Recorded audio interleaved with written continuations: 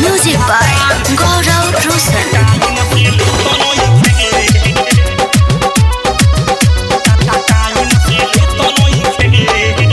जवन होला मजा से जिया पाऊ दे तो नइखे ए सखी जवन होला मजा से जिया पाऊ दे तो नइखे ओइसन मिलल बा भातार ओइसन मिलल बा भातार पिटाइम से ले तो नइखे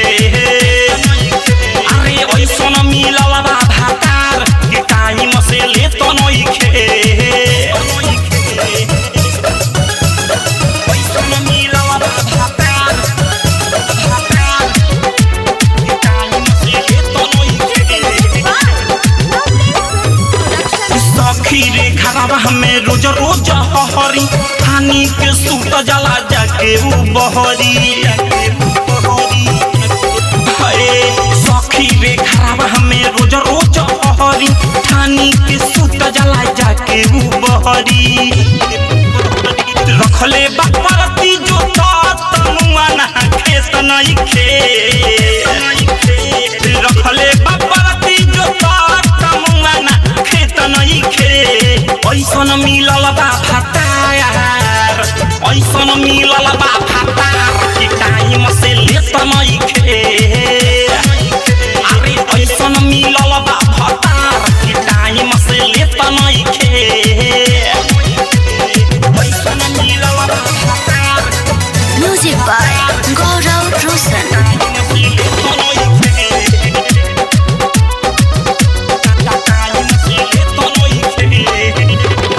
तरसता गाल हमर कहियो ना चूमे तुई नियन हमरो जवानी न धुने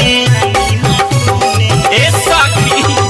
तरसता गाल हमर कहियो ना चूमे रुई नियन हमरो जवानी न धुने अमित बिरज सबाहार चढ़त चित नइखे अरे अमित बिरज सबाहार चढ़त चित नइखे ऐसन मिलल बा भातार आई ऐसन मिलल बा भातार कि टाइम से लेत नइखे अरे ऐसन मिलल बा भातार कि टाइम से लेत नइखे जवन होला मजा से जिया पाऊ दे तो नइखे ए सखी जवन होला मजा से जिया पाऊ दे तो नइखे ओइसन मिलल बा भातार ओइसन मिलल बा भातार पिटाई